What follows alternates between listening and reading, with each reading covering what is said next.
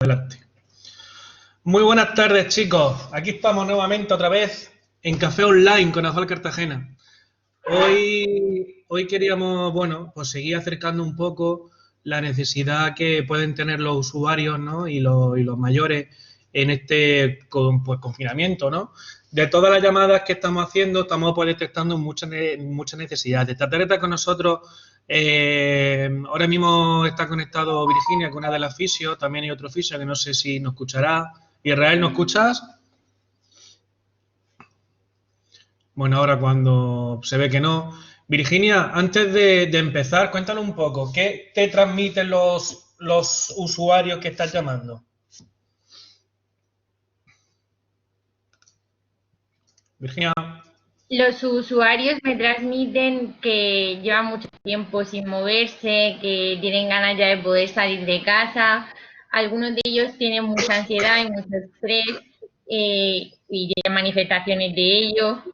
Y nada, que están deseando poder salir de casa para caminar, por lo menos por la calle de al lado de su casa. ¿Y los familiares? Pues los familiares preocupados por ellos, por todas las consecuencias que están teniendo, que ellos ven, evidentemente. Bueno, algunos no acuden a casa de sus familiares mayores, pero sí que hablan con ellos por teléfono y, bueno, les cuentan, bueno, algunos de ellos están en su mundo, en plan, ellos piensan que siguen saliendo, etcétera, pero los que sí que se dan cuenta más, pues sus hijos y sus familiares más cercanos están preocupados, claro, porque ven todo lo que les está haciendo el encierro y se preocupan. Quieren que todo esto termine pronto. Vale. ¿Y piensas que todas las recomendaciones que se dan desde el profesional, piensas que todo lo que se le dice llega directamente al paciente? ¿O cuánto porcentaje de lo que se le dice al familiar cuidador realmente le está haciendo el efecto beneficioso al paciente? A ver, yo creo que desde el punto de vista de la fisioterapia, que nuestro trabajo, bueno, se centra un poco más, o lo que ven ellos, principalmente el trabajo, bueno, el trabajo físico que hacemos con ellos y la adaptación que ahora en este tiempo pueden tener los cuidadores o los familiares, pues, a ver, creo que es poco. Trabajo físico que les llega a ellos es muy poco porque los familiares, algunos sí que están motivados a hacerles ejercicios, pero la mayoría de ellos no. La mayoría de ellos dejan que la persona haga lo que quiera y al final, si la persona hace lo que quiere, se mueve muy poco. Están prácticamente todo el día en el sillón. Y los cuidadores, pues los cuidadores, si están incentivados por las familias, pues les incentivan a los pacientes a hacer cosas, si no, pues tampoco. Plan, y algunos pues ni siquiera eso, todo el rato en ¿Y, el sillón. ¿Y qué papel crees que están jugando los nietos en el caso de que convivan con ellos en el mismo domicilio? Yo creo que los nidos les activan. A ver, yo de momento solo conozco un caso de una persona que esté pasando el confinamiento con sus nietos y les activan porque los nietos al final, un niño necesita mucho entretenimiento en base a juegos, a movilidad activa por la casa. Entonces, el hecho de que el niño requiera tanta actividad hace que el mayor también esté pendiente del niño y también se mueva más. Entonces, incentiva la movilidad por parte del adulto mayor. Vale. ¿Y piensas que se han creado buenas estrategias para que tanto como el niño como el adulto mayor hagan actividades conjuntas? ¿O piensas que todavía queda mucha actividad intergeneracional para que eso se pueda llegar a cabo? A ver, depende de la familia. O sea, hay familias que están acostumbradas a realizar, a realizar ejercicios todas las generaciones juntas, los nietos, los padres y los abuelos, y hay otras familias que no están acostumbrados porque al final están en casas diferentes, se ven poco, a lo mejor se ven un día a la semana o se ven solo los fines de semana, entonces es costoso que se integre la actividad de los nietos con la de los abuelos. En el caso de las familias que están más integradas y que tienen los nietos, tienen más contacto con los abuelos que los ven más, pues supone una activación por parte del anciano, porque hay que tener en cuenta que las personas mayores, una vez que dejan de cuidar a sus hijos, se dedican al cuidado de los nietos. Entonces es como una actividad a la que dedicar su mente que les activa también físicamente, aparte de que necesitan otros estímulos físicos, pues acudir o sea, realizar ejercicios, caminar, no sé, acudir a natación, por ejemplo, hacer actividades fuera de esa rutina familiar.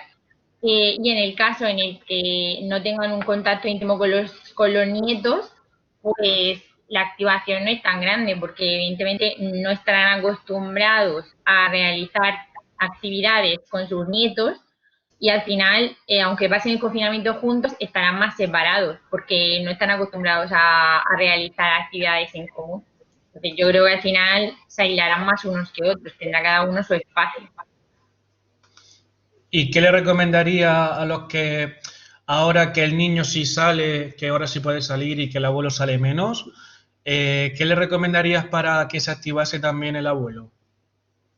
A ver, partiendo de las recomendaciones de sanidad que nos dicen que una persona joven no es recomendable que tenga un contacto estrecho con una persona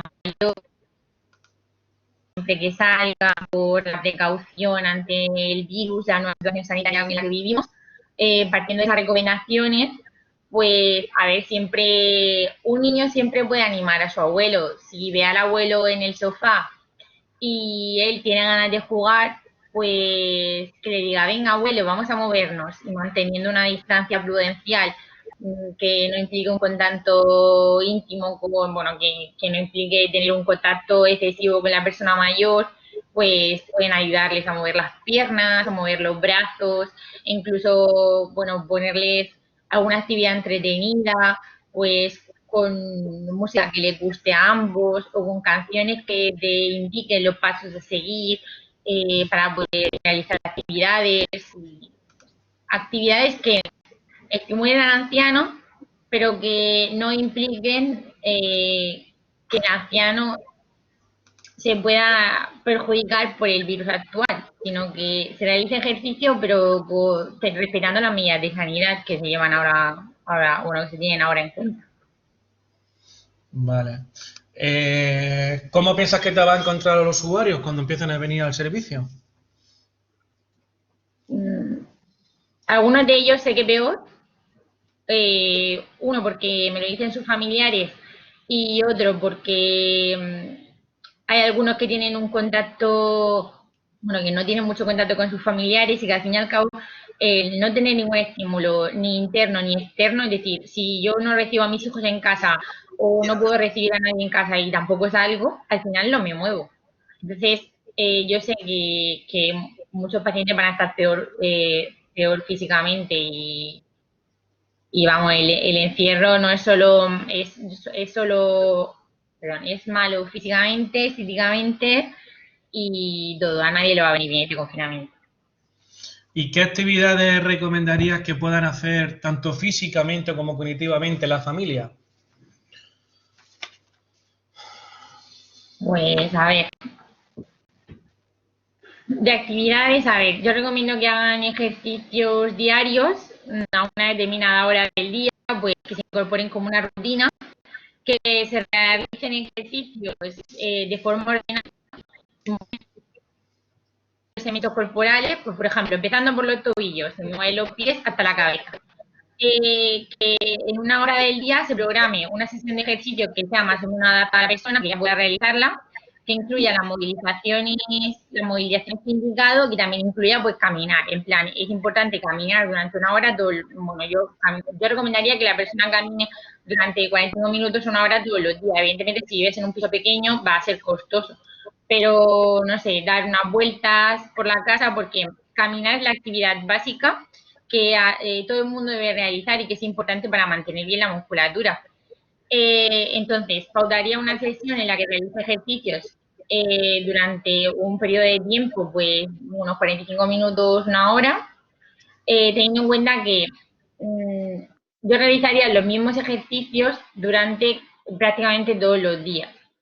Es verdad que al ser nuestro paciente ser enfermo, tener una enfermedad neurodegenerativa, pues se podrían incluir en los programas de ejercicios alguna tarea nueva. Es decir, que un día, en vez de ser todas las tareas iguales que el día anterior, se incluya un ejercicio nuevo. ¿Para qué? Para que ellos como que se estimulen más y vean que ese ejercicio es diferente, que tengan que pensar en cómo hacerlo y que así pues bueno, que reciban un estímulo diferente, que no sea siempre todo lo mismo, porque al final, aunque ellos no recuerden la sesión que han realizado el día anterior, al final es muy repetitivo y adquieren un hábito. Entonces hay que realizar todos los mismos ejercicios y de vez en cuando pues modificar uno para que reciban ese estímulo. Vale. Bueno, pues aquí estamos con el café online, chicos, todos los que nos estáis viendo, los que nos estáis siguiendo a través de diferentes grupos bueno, de redes sociales, a través de YouTube, a través de cualquier otro medio. Podéis bueno, comentar en cualquier medio que estamos siguiéndolo bueno, realmente cuál es vuestra pregunta y podéis participar en esta conversación, lo vamos a leer y vamos a intentar, bueno, pues que sea eso, un café donde todo el mundo podamos intervenir, ¿no? Estamos aquí con Virginia, fisio de la asociación, también está por aquí, intenta conectarse a Israel, a ver si conseguimos al final que se conecte. No sé si finalmente vendrá algún compañero más que también tiene previsto participar. Y nada, estamos aquí haciendo unas preguntas, estamos viendo cómo están los usuarios que estamos haciendo bueno, los seguimientos. Desde la Asociación de Alzheimer actualmente tenemos más de 2.500 personas donde estamos haciendo unos seguimientos, no solamente a pacientes con demencia, sino también a otro tipo de personas que pueden estar solas. Y bueno, nos estamos descubriendo que en muchas situaciones son los propios personas mayores que se dan cuenta de las necesidades ajenas y nos derivan números de teléfono de vecinos para que podamos intervenir, ¿no? Entonces, bueno, esto quiere decir que, bueno, lo que se puede entender que no pedimos ayuda con lo suficientemente tiempo o no queremos pedir ayuda o que se nos vea un poco vulnerable. No sé si, Virginia, piensas que los pacientes que tú atiendes como fisio ya vienen tarde de su patología, de su dolor, de su problema, o piensas que actuamos a tiempo sobre la necesidad que podemos tener.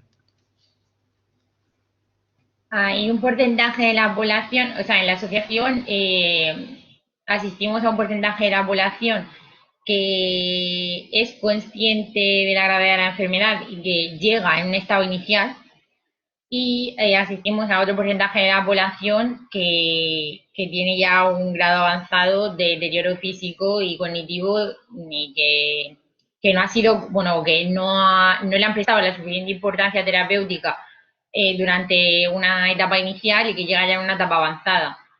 Nosotros, por ejemplo, la mayoría de personas que tienen un deterioro físico menor, que acuden antes a la asociación, es decir, cuando el deterioro es menor, suelen acudir a talleres, o sea, suelen hacer fisioterapia grupal, y en cambio las personas a las que los fisios acudimos a sus domicilios suelen tener un deterioro físico más importante, teniendo en cuenta que todo el deterioro físico está ligado con un deterioro cognitivo o mental. Entonces, pues suele pasar que las personas que están más deterioradas, pues las asistimos más en casa, y las personas que tienen un menor deterioro suelen acudir más a talleres.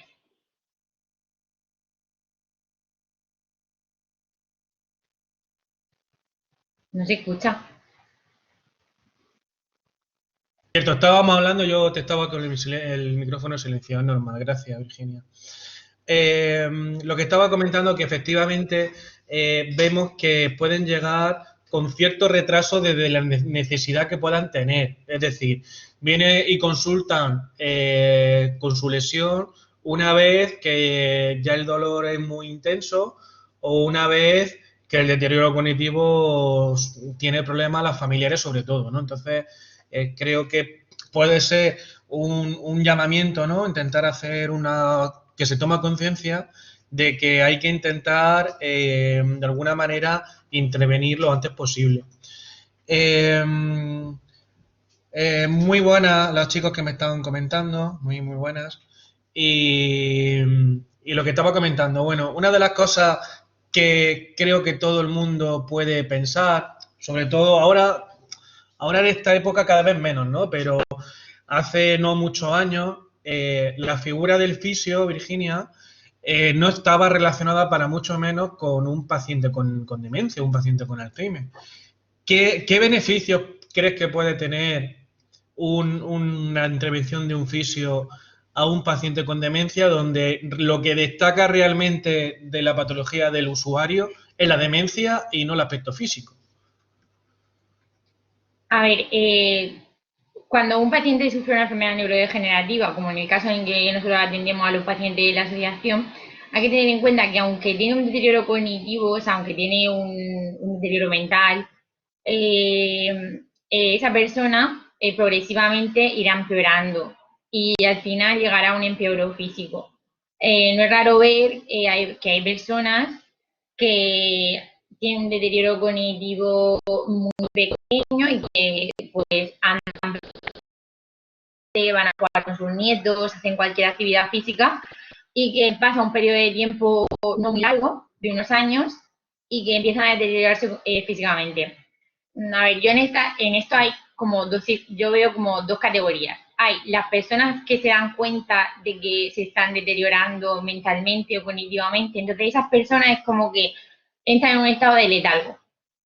No me quiero mover porque me voy a acordar de cómo volver o no me quiero mover porque se me van a olvidar las llaves o cualquier cosa o no me voy a acordar de los nombres de mis nietos, entonces al final me recluyo en casa, cada vez me quedo más en casa, cada vez menos y al final sufro un deterioro físico. Y después están las personas que realmente no se dan cuenta de que tienen ese deterioro y que inconscientemente de forma conjunta con el deterioro mental, se produce un deterioro físico. Es decir, no sé, se empiezan a dañar, bueno, empiezan a tener como manías. Me duelen las piernas, no me quiero mover, o me están doliendo mucho los riñones, es que no me quiero mover, y al final, si una familia no es consciente de que eso solo son manías, que algunas veces no son dolores reales, al final les dejan en casa, les dejan en la silla o incluso bueno, les incentivan que estén inmóviles y al final pues sufren un deterioro físico. Vale, ¿y cómo se previene a través de la intervención fisioterapéutica a través del ejercicio terapéutico? ¿Puede beneficiar el deterioro cognitivo? Yo lo que, sí, o sea, la fisioterapia no solo debe ser, la fisioterapia no solo debe ser una intervención terapéutica asociada a un deterioro ya consolidado, sino que debe ser una herramienta de prevención. Es decir, es importante que el anciano o el adulto mayor se mantenga activo, independientemente de que tenga una enfermedad neurodegenerativa o no, es importante que el anciano se mantenga activo. ¿Por qué? Porque mantenerse activo implica que esa persona va a tener un mayor grado de independencia, va a poder actuar de forma autónoma en las actividades de la vida diaria. Si yo cuando me levanto por las mañanas me puedo vestir de forma adecuada y puedo salir a la calle, eso mentalmente a mí me ayuda, aumenta mi autoestima, me da calidad de vida, disminuye el estrés y la ansiedad que yo tengo. En cambio, si yo por las mañanas no tengo que salir, me puedo quedar en casa perfectamente viendo la tele, al final me puedo quedar con el pijama de ponerme la ropa, no tengo la tarea de coger la llave de mi casa, no tengo la necesidad de realizar ningún tipo de estímulo cognitivo, entonces al final hay un empeoro cognitivo y hay, bueno, un empeoro físico, evidentemente, porque no estás teniendo una vida activa. Como por eso se marca que a partir de la jubilación es un punto bueno, de referencia en el cual se comienza con un deterioro físico y mental. ¿Por qué? Porque disminuye la ocupación mental, es decir, ya no tienes que trabajar, no tienes que pensar en lo que tienes que hacer en el trabajo, no tienes que dedicar tu mente a sus ocupaciones y como ya no tienes que dedicar tu mente a sus ocupaciones, también tienes menos tiempo bueno, para moverte, porque dices, bueno, ya estoy en casa, estoy cansado, prefiero quedarme sentado, al final te mueves menos y ambos están asociados. El deterioro cognitivo y el deterioro mental están asociados. Entonces entiendo, Virginia, que no hace falta que sea un fisio, que simplemente haciendo intervenciones suficientes, o qué te aporta además el fisio para tanto la prevención como para evitar la evolución normal de la enfermedad de una demencia. A ver, desde mi punto de vista, la fisioterapia de enfermedades neurodegenerativas es importante. A ver, por una parte, en nuestras intervenciones de fisioterapia, nosotros sabemos pautas o intentamos introducir cualquier fisioterapeuta que trabaja con enfermedades neurodegenerativas intenta incluir pautas que puedan ayudar al anciano. O sea, nosotros no tenemos por qué abordar el problema cognitivo del paciente, pero en nuestras intervenciones físicas o de fisioterapia se incluyen ciertas pautas que pueden ayudar con su problema cognitivo.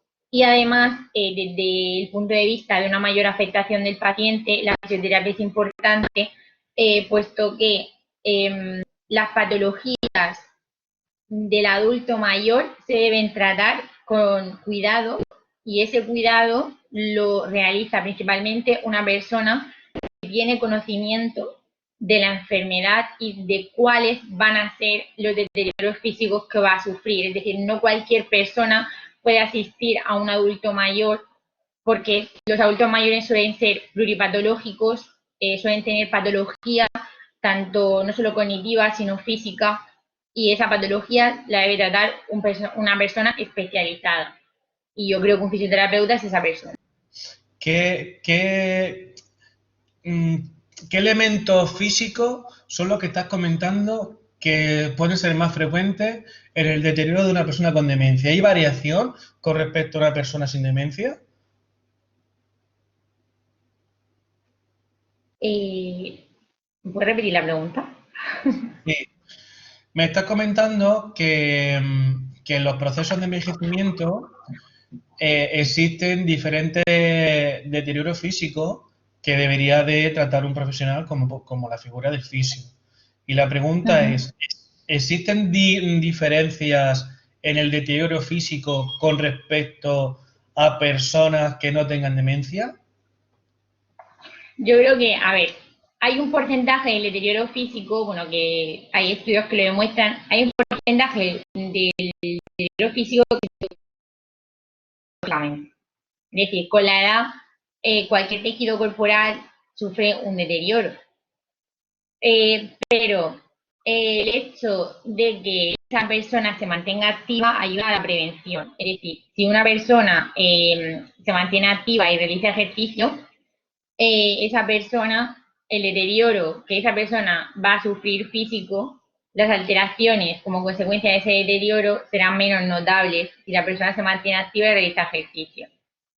Yo creo que en una persona, bueno, o lo que yo he podido observar es que en una persona con deterioro cognitivo, el deterioro físico que se produce con la edad se incrementa.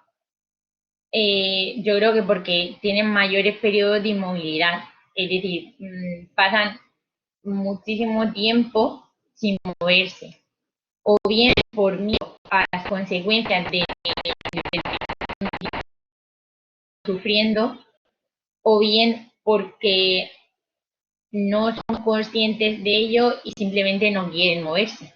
Entonces, las alteraciones físicas que se producen en un paciente con neurodegeneración son mayores que en un paciente que no tiene tanto deterioro cognitivo, que sufre deterioro cognitivo, pues, o sea, si una persona sufre deterioro cognitivo con 60 años, yo creo que su deterioro físico será mayor que si lo sufre con 80. ¿Y qué diagnóstico podemos hacer desde la fisioterapia o desde la evaluación física? ¿Podemos interpretar si esa persona puede tener algún tipo de deterioro físico?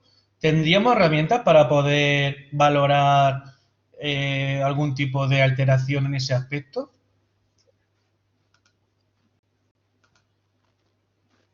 A ver, no sé cómo predecir, no sé si se podría predecir. A ver, hay casos en los que sí que se podría predecir que esa persona podría tener un deterioro físico.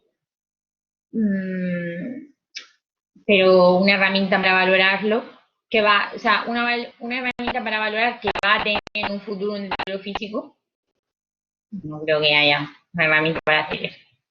O sea, hay herramientas de seguimiento de esos pacientes y de su estado físico, pero una herramienta para predecir si esa persona tendrá un deterioro cognitivo o no. Bueno, evidentemente si tiene una enfermedad tipo artrosis o una enfermedad reumática, cualquier enfermedad física y degenerativa, aparte de la neurodegenerativa, pues empeorará físicamente. Pero para predecirlo no creo que haya ninguna herramienta para predecir todo Por ejemplo, el diagnóstico de Parkinson, ¿dónde empezaría ante el inicio? ¿En temblores o en marcha errónea o en alguna otra parte cognitiva? A lo mejor la parte física, en estos casos, y no deja de ser una demencia, puede ser un signo donde se puede valorar y empezar a ver qué sucede en ese usuario, ¿no? En el Parkinson, o sea, todas las enfermedades neurodegenerativas empiezan por un daño neuronal, o sea, no empiezan por un daño físico. Solo que evidentemente lo que nosotros vemos es lo físico, o sea, lo que nosotros nos salta, o sea, lo que podemos ver. Lo que podemos ver es el daño físico, pero todas las enfermedades neurodegenerativas, tanto el Parkinson como el Alzheimer, comienzan con un deterioro cognitivo, o sea, con un deterioro neuronal, no cognitivo, neuronal. Pero a la hora de la manifestación, no habrá movimientos, por ejemplo, de coordinación, por ejemplo, en un Alzheimer, en el caso de que su coordinación oculomotor pueda estar alterada o su paso, herramienta ejecutiva o simplemente el riesgo de caída o el número de caída puede estar bastante elevado o eso no sucede.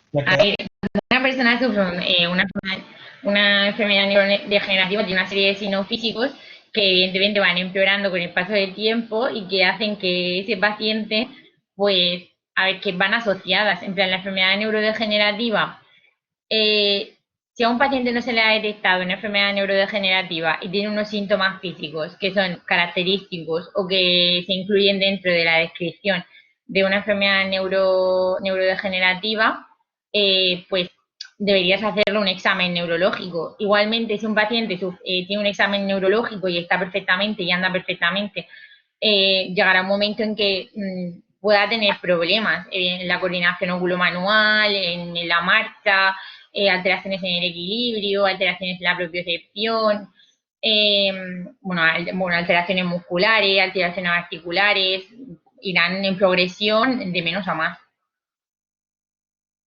Vale. Entonces, la actividad física, ¿qué beneficio puede tener el ejercicio terapéutico como tal? Y si quieres ya te pongo la diapositiva que habías preparado bueno, para que tenga una Y ahí guía. están ya los beneficios, yo lo explico. ¿Cómo? Ahí están los beneficios, si quieres ya lo explico.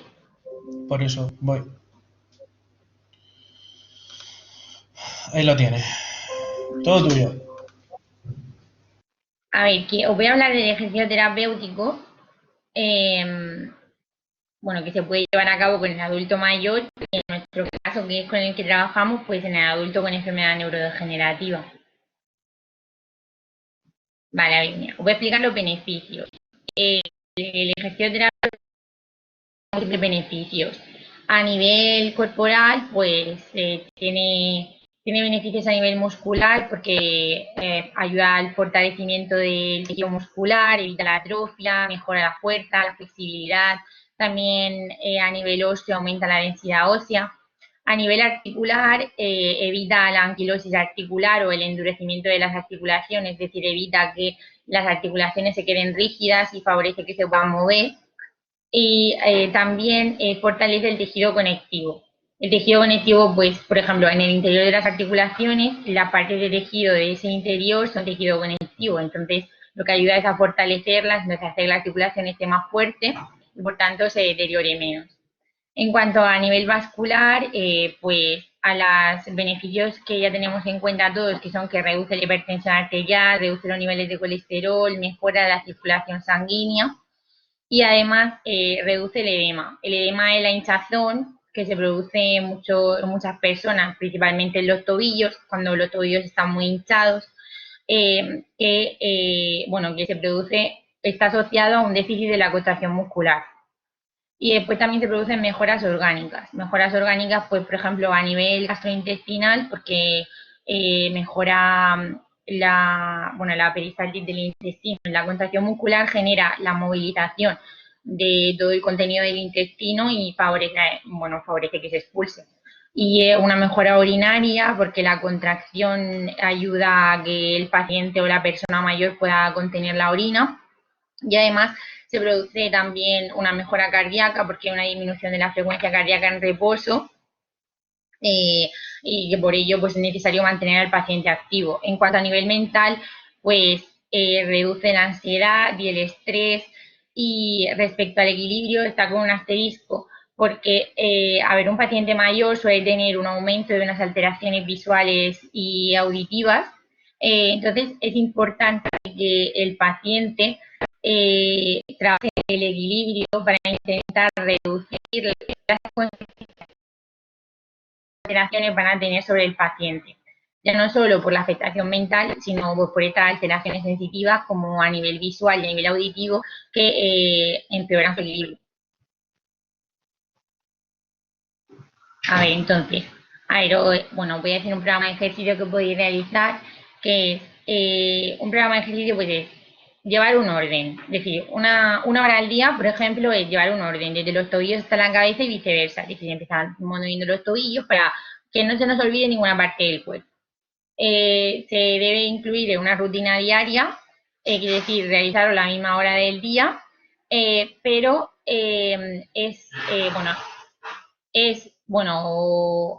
se hace necesario que se pueda basar este programa en tareas cotidianas, es decir, incluir objetos de la vida cotidiana, como por ejemplo pues las escobas.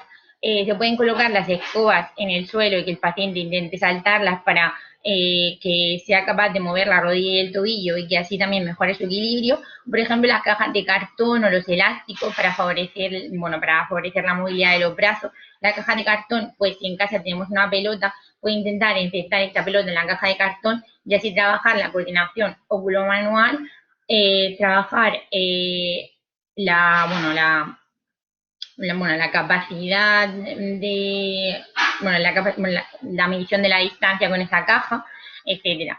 Y también, es imprescindible que no se le pida al adulto mayor que realice actividades de la vida diaria, es decir, actividades de casa que de forma normal no realizaba. Es decir, si una persona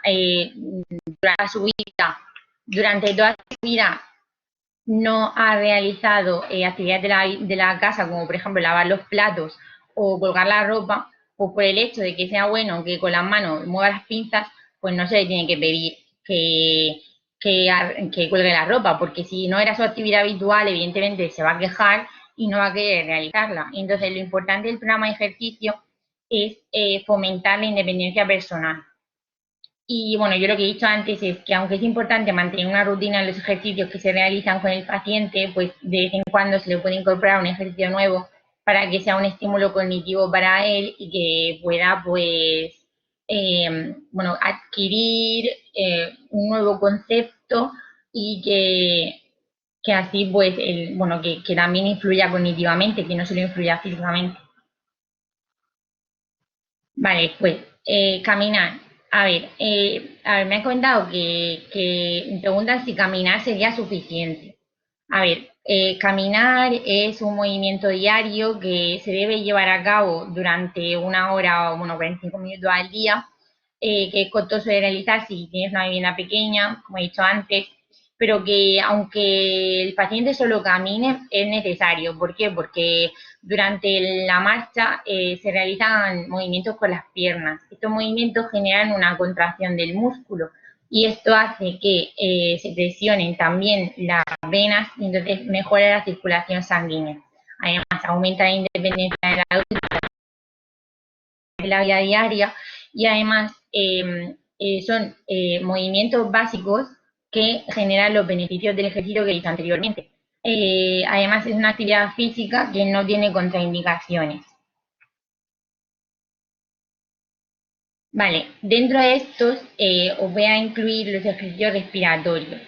A ver, debido a la situación sanitaria que estamos viendo en la actualidad, todos tenemos miedo al daño respiratorio que se puede sufrir, teniendo en cuenta que la inmovilidad produce unos daños a nivel respiratorio que hace que la fuerza muscular o sea, nuestros músculos no solo intervienen en el mantenimiento de la marcha y de la independencia del paciente, sino que también intervienen en el mantenimiento de una adecuada respiración. Entonces, si al final nosotros estamos inmóviles, esa musculatura que nos ayuda a respirar pierde fuerza. Entonces, lo que sucede en el adulto mayor es que esta pérdida de fuerza hace que el paciente no pueda respirar de forma adecuada. Entonces, el ejercicio respiratorio lo que hace es que mantiene la fuerza muscular e incluso se puede producir un incremento en el caso de que la condición del paciente se haga, puesto que la debilidad muscular genera disnea, que es cuando al paciente le falta aire. Además, influye la movilización de secreciones, la debilidad muscular o la falta de contracción del músculo hace que el paciente no pueda expulsar el moco como nosotros lo hacemos de forma habitual. Entonces, ese moco se queda acumulado en las vías aéreas y genera infecciones. Y después está el cambio del patrón respiratorio. Normalmente los pacientes mayores, y si tienen una alteración respiratoria, tienen un patrón costal, es decir, respiran como muy costal y muy superficial, que es cuando notas que se levanta el pecho al respirar, incluso llevan la cabeza hacia atrás. Entonces, con esos ejercicios se pretendería cambiar este patrón a un patrón diafragmático, aunque es muy difícil, puesto que un patrón diafragmático es más útil, ya que hace que aumenta la expansión de la base del pulmón, entonces hay una mayor captación de oxígeno y disminuye la fatiga. Entonces, también se reduce la disminución de la fatiga y un aumento de la tolerancia del ejercicio. Evidentemente, cuando tú realizas ejercicio respiratorio, tus vías pulmonares están mejores y la consistencia del músculo aumenta y hay mayor fuerza, tú puedes realizar más ejercicio sin cansarte.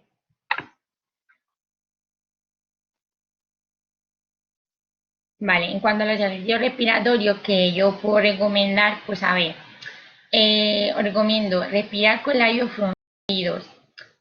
A ver, este es un ejercicio que se realiza cuando el paciente entra en disnea, es decir, cuando tiene una dificultad para respirar, por ejemplo, en el caso de personas asmáticas, que dure el ejercicio y ve que están cansados y que no pueden continuar con el programa porque se están asfixiando.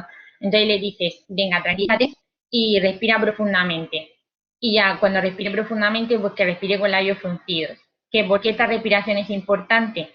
Porque reduce el colapso de la vía aérea que genera la disnea, es decir, cuando tú entras en disnea o en fatiga es porque las vías aéreas han disminuido disminuyen de grosor, entonces el aire que entra es menor, entonces pues disminuye el colapso de la vía aérea, después disminuyen el volumen de aire que queda en la expiración, cuando tú echas todo el aire, queda un poco de aire en el interior del pulmón.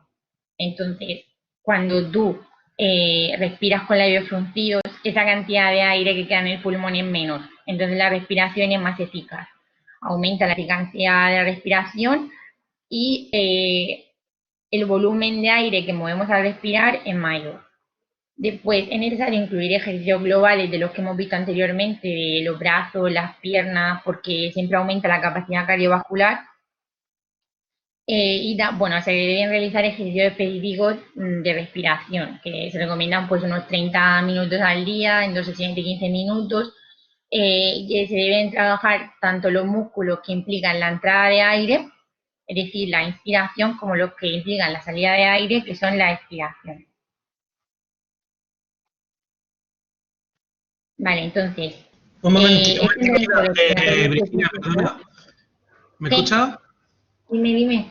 ¿Y este ejercicio lo recomiendas que sean diarios? A ver, si el paciente, o sea, te recomiendo, si el paciente tiene una o vemos que está sufriendo de disnea, es decir, que se cansa de forma habitual, que cuando realiza el ejercicio que le estamos indicando fatiga mucho y respira muy superficialmente, pues sí que se pueden realizar los ejercicios diariamente, porque son recomendables, favorecen el fortalecimiento. Igual que tú fortaleces las piernas y los brazos todos los días, pues puedes fortalecer los músculos de la respiración todos los días. Vale. Porque más que nada, la respiración es importante. Vale, y me gustaría un poco, que a lo mejor lo quieras hablar, ¿no? Pero me gustaría un poco indicar que hay que tener cuidado porque, bueno, es muy fácil que llegue a disnea de forma rápida, ¿no? ¿Hay algún tipo de sintomatología visible que nos pueda hacer ver que puede ser que le falte aire en ese momento? A ver, eso le voy a explicar un poco más adelante, que es que, a ver, no todas las personas son iguales y no todas las personas reaccionan igual ante el ejercicio. En el caso en que una persona tenga una patología respiratoria, que aunque sea el asma, esa persona, el profesional, o sea, nosotros en nuestro caso, estamos muy pendientes porque es importante tomarle la saturación de oxígeno. Es decir, cuando se fatigan mucho, o sea, la actividad física debe ser moderada para que ese paciente no entre en una deficiencia de oxígeno, porque esa deficiencia de oxígeno es perjudicial. Entonces, por eso le medimos la saturación de oxígeno. Que también puede suceder si el paciente no tiene una enfermedad respiratoria y ha estado inmóvil a lo mejor un mes entero y de repente al terminar el mes tú le pones a hacer ejercicio. Pues si la intensidad de ese ejercicio, como él no tiene los músculos respiratorios entrenados y se le han debilitado porque ha estado un mes sin moverse, cuando él vuelva a moverse, rápidamente entra en disnea. Entonces, al entrar en disnea, es importante, bueno, teniendo la historia que tiene este paciente, es importante que le midamos la saturación de oxígeno. E incluso cuando vemos que tiene síntomas respiratorios notorios, que dejemos de hacer la actividad. Le digamos, siéntate, tal, respira, que respire, bueno, con labios fruncidos, o que respire abriendo toda la caja torácica profundamente para que llegue más aire a los pulmones y que capte más oxígeno, para que no entre en un problema grave respiratorio. Entonces hay que tener, por ejemplo, cuidado de que los labios, por ejemplo, se ponen morados, ¿no? Podemos estar Claro. ante una situación de falta de oxígeno, ¿verdad?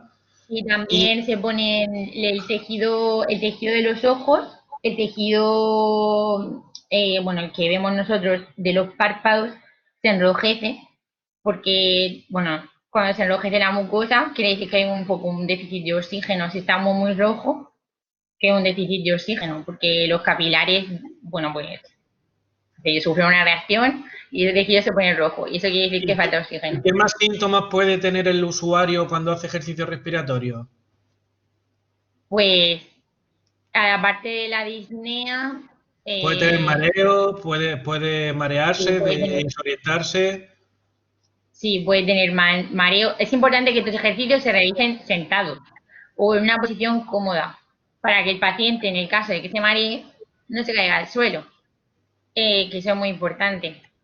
Más que nada porque también tiene un deterioro, o sea, si tienes un deterioro cognitivo, parte de una base de que su equilibrio y su capacidad de adaptación va a ser menor. Entonces es mejor que lo realicen sentados, en una posición cómoda.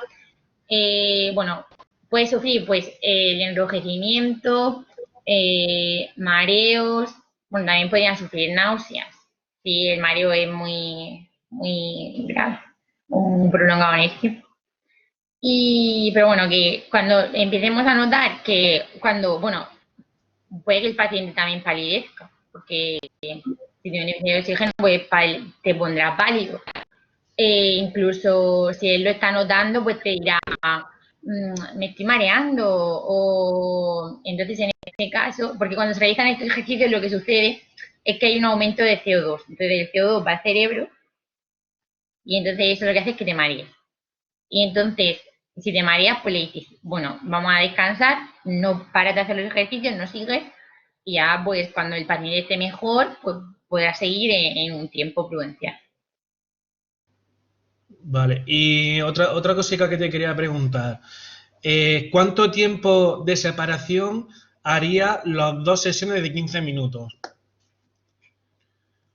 Pues, a ver, yo haría como unos 10 minutos entre las dos sesiones, bueno, o hasta que el paciente esté en las condiciones de poder continuar. Es decir, eso pues igual se puede adaptar a cada paciente.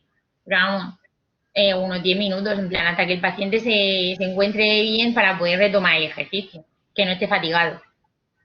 Vale, ¿y algún usuario que, bueno, imagino que lo habrás dicho, o sea, que lo iba a decir o algo, en el sentido que tenga que tener precaución, problemas de, bueno, usuarios con problemas de corazón, usuarios que tengan algún tipo de patología o medicación que le pueda influir? ¿Hay que tener Sí, algún mira, tipo de espera. recomendación de este tipo? Sí, espera, voy a indicar esto, que son, a ver, estos son los aparatos que solemos utilizar en fisioterapia, pero que no todo el mundo tiene, entonces los ejercicios se pueden adaptar, teniendo en cuenta que se debe trabajar tanto la inspiración como la expiración, se pueden trabajar con objetos diarios, que son los que tenemos en el taller, que Raúl, que también es fisio, utilizaba, y eso hemos ido heredando los restos, y son, por ejemplo, el pompero, que es fácil, y después están las pajitas, por ejemplo. Son ejercicios fáciles para expirar, es decir, para echar el aire, pero, por ejemplo, para inspirar, pues se puede poner una pelota que tenga un peso mínimo, como la pelota de ping-pong en la mesa, entonces decirle a la persona que con la pajita intente coger la pelota y que no se le escape. Entonces eso es un ejercicio inspiratorio. Pues de ejercicios expiratorios, pues o bien soplar el pompero o con la pajita intentar hacer burbujas en un vaso de agua o soplar la pelota llevándola hacia un objeto determinado y así también se trabaja un poco la coordinación y nada, y hacer una mezcla de estos ejercicios, que es importante trabajar tanto la salida de aire como la entrada. Y entonces, ahora, os explico lo que estaba diciendo Raúl.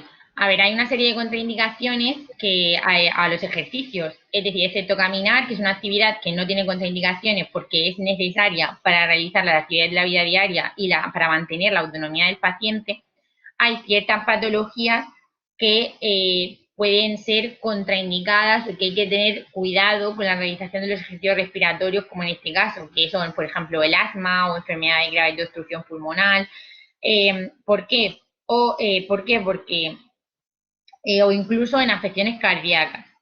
¿Por qué? Porque el ejercicio, esto es, bueno, a ver, el ejercicio respiratorio, hay que tener precaución con afecciones respiratorias, pero en el caso de las afecciones cardíacas, el ejercicio físico en general también hay que tener precaución. ¿Por qué? Porque el ejercicio físico aumenta la frecuencia cardíaca.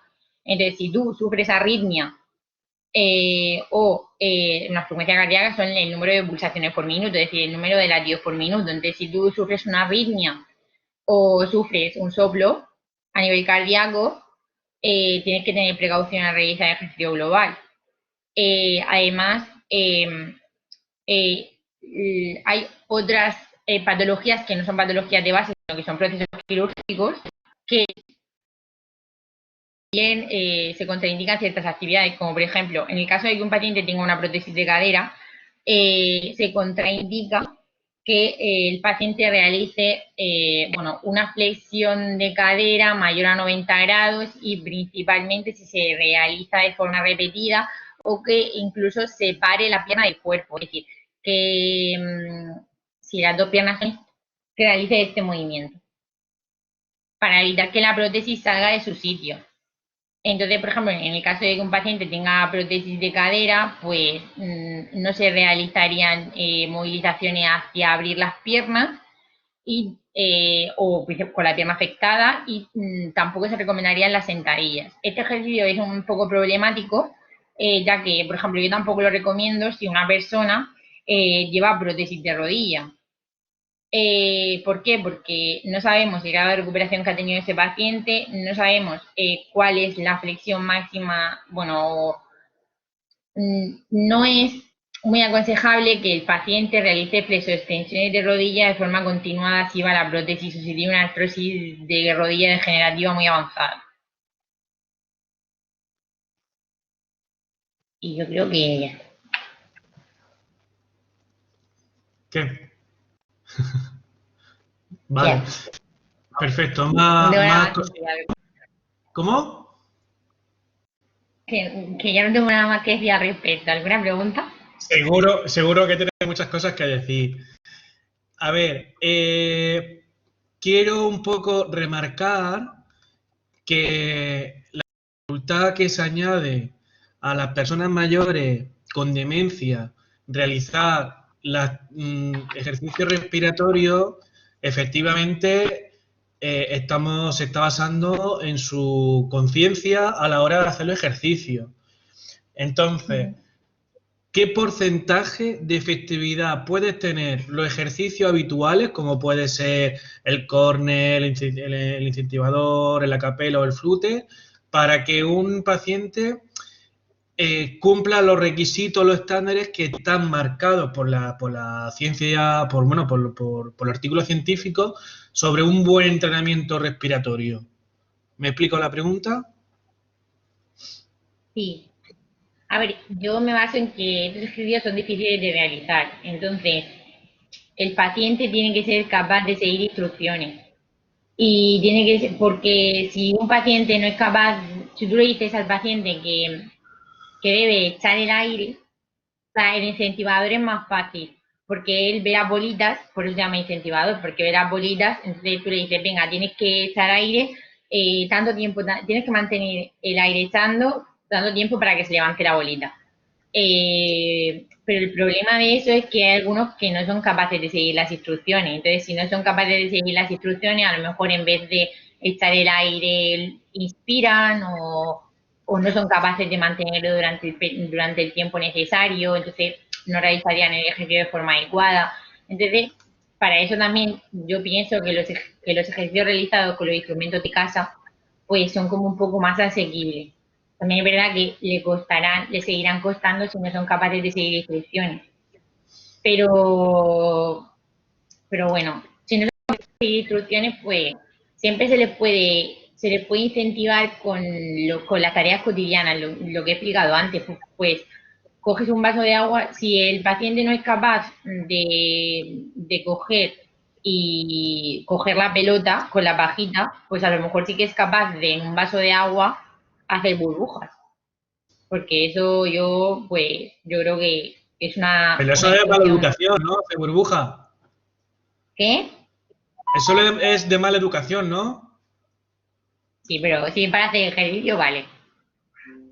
Vale. O sea que se recomienda que no se haga delante de los niños, ¿no? No, también lo pueden hacer los niños, ¿por qué no? Porque, Trabajan también la porque cuando respiración. le demos a beber alguna cosa, jarabe que no quieran, lo van a hacer burbuja, lo van a tirar todo. Por ejemplo. Bueno, a ver si es muy pequeño, ¿no? Pero también se puede hacer una competición. Venga, abuelo, a ver quién hace más burbujas. Cógete un poco de agua y que se ponga el niño con una distancia prudencial y que a ver cuál hace más burbujas. Y que mantenga expirando todo el tiempo. Y eso pues ¿La incentiva distancia, la la distancia lo dices por el COVID o lo dices por el propio ejercicio? por las dos cosas. Por el COVID y porque le pueda saltar agua al de al lado. Sí, me están comentando la compañera Noelia, que es la logopeda, que si se puede hacer por imitación. No sé exactamente a qué te refieres porque imagino que el ejercicio, ¿no? Sí, se puede hacer por imitación, efectivamente. Y se puede hacer por imitación. Eh, y María del Mar Rodríguez, una compañera, también comenta que control óculo manual. Imagino que estará hablando de las cosas que se pueden hacer como ejercicio. Obviamente, sí, control óculo manual. Bueno, este comentario hace ya un tiempo y por eso imagino que será de las cosas. Imagino que a lo mejor era de la conversación de qué cosas se pueden hacer, ¿no? Y por eso lo ha comentado. Imagino, si es así, pues genial. Eh, con respecto bueno, a la respiración, desde la asociación le damos mucha importancia al tratamiento de la respiración porque finalmente los usuarios fallecen y la mayoría no fallecen por la propia enfermedad, sino la mayoría fallecen por problemas respiratorios. Y la mayoría tienen una época en la cual le está costando alimentarse, tiene problemas de disfagia, tiene problemas de fortalecimiento de todos por los músculos orofaringios, respiradores, los accesorios, incluso los masticadores, ¿no? Entonces, todo lo que sea la prevención nos va a ayudar a mejorar la calidad de vida del paciente para todo. Una de las cosas que desde la asociación, bueno, pues fuimos capaces de intentar hacer es hacer un dispositivo de velas, una seguida de otra, ¿verdad, Virginia? Sí, sí. ¿Cómo Que lo hizo Raúl, todos ahí. ¿Te parece adecuado esa fórmula? ¿No? Es una más, no es ni mejor ni peor, es una más. Sí, otra opción que también iba a comentar era la de soplar velas. La de soplar velas, pues eso es como el incentivador, porque ellos ven el fuego y es más fácil que se den cuenta de que lo están haciendo bien, porque si está encendida y tú le soplas y la apagas, pues sabes que lo estás haciendo bien. Bueno, que es más fácil, es un ejercicio más sencillo. Y entonces, en el caso en el que dice Raúl, pues evidentemente si tú las pones en escala, de más cerca a más lejos, tú soplas la que está cerca, estás empleando una fuerza menor que si soplas la última. Entonces así trabajas la fuerza en grado, desde el menor hasta un poquito más, un poquito más, un poquito más, hasta que llegues al máximo. Y también se escucha más aire así. Claro. El problema también de las personas mayores con demencia, que no sabes si está empleándose el 100% de su capacidad, porque es prácticamente imposible averiguarlo, es intentar que haga mucho esa actividad de la mejor manera y de la mejor manera que la puede incentivar, ¿vale? Puede ser con soplido. El soplido no solamente, o sea, la vela no solamente es soplar, también se puede jugar con moverle el fuego sin llegar a apagar la vela. Eso es otra forma también de estimular el soplido o de estimular esos ejercicios, ¿no? Sí, Noelia, me está comentando los ejercicios de soplo. Noelia utiliza muchísimo también los ejercicios de soplo. Una de las cosas que me quedé a medias por hacer, y os paso el testigo ahora, lo que estáis ahora mismo más con ellos, con tubo de PVC de la agricultura, quise hacer un contador de veces que pasa la pelota por el tubo para que los usuarios soplen. ¿Por qué?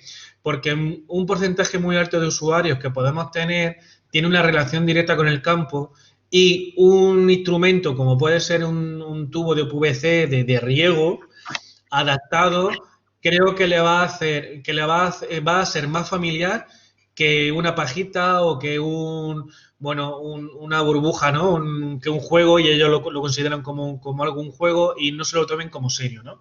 Entonces creo que tendremos, los profesionales que trabajamos con las personas con demencia, tenemos también la obligación de crear ejercicios ejercicios y actividades que sean, bueno, para ellos lo más atrayentes posible. Y si un trozo de PVC arreglado para ellos es conveniente, pues habrá que hacer un trozo de PVC arreglado para ellos que sea conveniente. Hay de todo, obviamente, pero creo que sí puede ser posible. La idea realmente de la vela es para llegar a tener una valoración, porque claro, lo ideal es, a la misma vez que se trata, valorar y poder saber si la evolución del paciente está bien.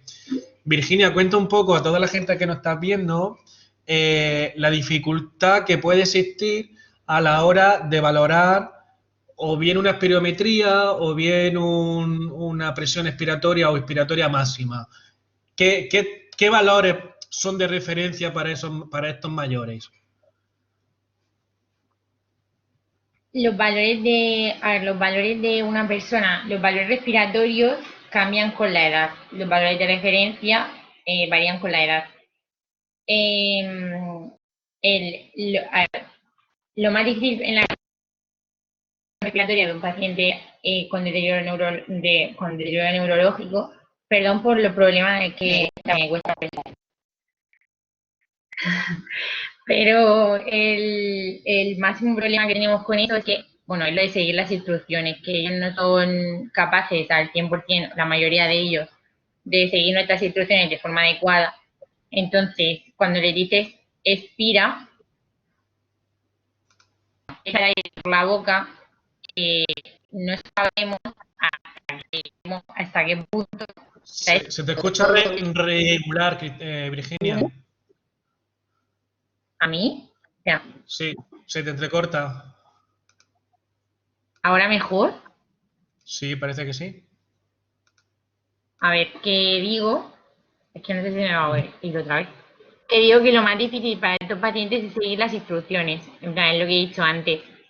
Que, que cuando están echando el aire no sabemos hasta qué punto nosotros no podemos ser capaces de saber hasta qué punto están echando todo el aire o solo un poco. O sea, no sabemos. Entonces no sabemos tampoco qué tanto por ciento de fiabilidad tienen esas pruebas. Que no sabemos, no somos conscientes de si lo echan todo o no. Sí, entonces los valores existentes son manipulación sana, sin deterioro cognitivo, y entonces no son aplicables para los usuarios mayores con demencia. Por tanto, vamos a ciegas sobre la capacidad respiratoria que puede tener un usuario. Por la expansión costal, puede ser otro método, poder medir la expansión costal y ver cuánto volumen de aire entra, pero te pierdes muchos otros valores, ¿no? Te pierdes muchos otros valores de el aire expirado en el primer segundo, te pierdes muchos valores que el espirómetro sí te puede dar y que te puede marcar, pero sin embargo no puedes comparar con unos límites, pero sí puedes saber cuál es su valor. Entonces, sí, nosotros tenemos nuestro espirómetro donde se valora, pero es su marca, pero no significa que sea la marca real. Lo ideal sería hacer muchas evaluaciones a muchísima población y poder intentar hacer una marca en el cual este es el 80% de la capacidad volumétrica de un usuario con este deterioro y este nivel cognitivo y poder marcar algún tipo de regla, pero de momento imposible. Entonces, bueno, es algo muy importante a la hora de trabajar, a lo que me estoy escuchando creo que es importante.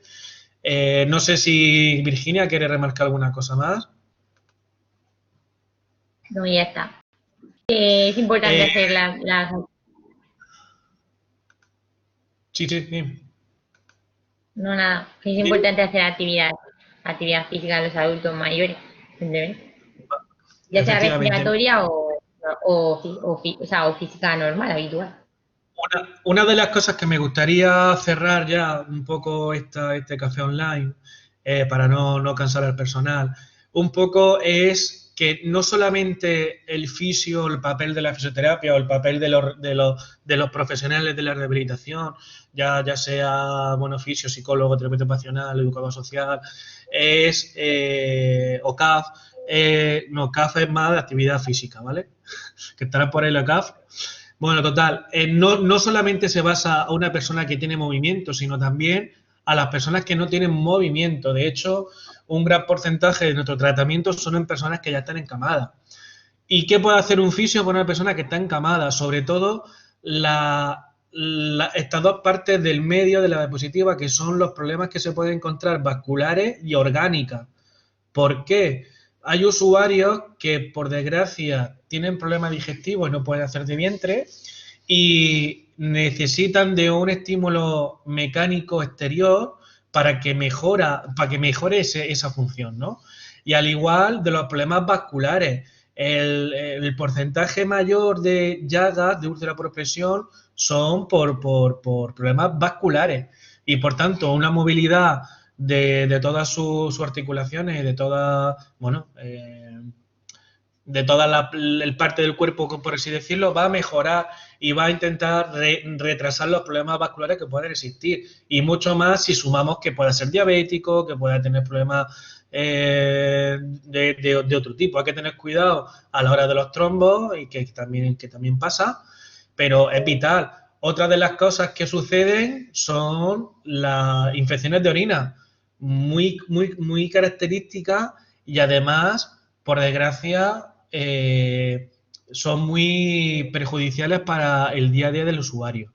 Además, comentar que muchas personas dicen, muchos familiares, cuidadores, es que tiene problemas de orina, ¿no? Que orina mucho, que es que para que toda la noche duerma no le voy a dar agua, pero claro, al no darle agua lo que estás provocando es que posiblemente sus riñones empiecen a fallar, que posiblemente empiece a tener infección de orina o puede tener algún tipo de problema. Entonces, aunque haya que cambiarle más frecuentemente, hay que mantener hidratado, fundamental. Virginia, sí, cuando quiera, que ha levantado la mano.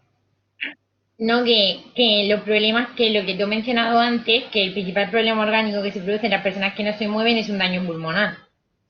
Porque tú tienes, o sea, si estás todo el rato boca arriba o en supino, al final se produce un edema posterior en los pulmones y ese edema es necesario drenarlo. ¿Y cómo se puede drenar? Pues con cambios posturales. Entonces es importante los cambios posturales. Si el paciente no se puede poner sentado, que suele ser lo que pasa cuando hay una inmovilidad grave, pues lo ponemos de lado. Y, a ver, diría boca abajo, pero tiene que tener tanta precaución para ponerlo boca abajo y algunos de ellos incluso tienen sondas urinarias, perdón, sondas vesicales, entonces es mejor, bueno, ponerlos de lado y cambiarlos de lado pues un cierto periodo del día. Y así también se mejora la digestión, porque genera contracción muscular.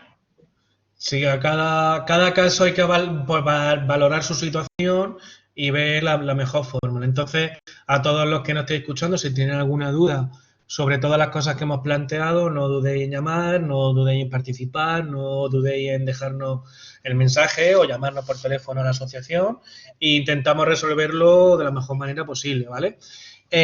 Bueno, pues yo creo que por hoy se puede quedar claro. Y creo que bueno que puede ser interesante a todos los socios y usuarios los que lo escuchan sobre este tema.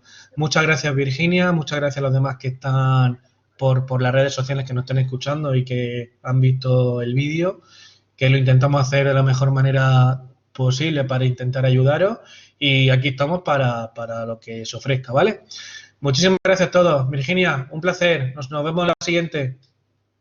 Igual, hasta Hasta luego. luego. Producción, puede cortar. Hasta luego.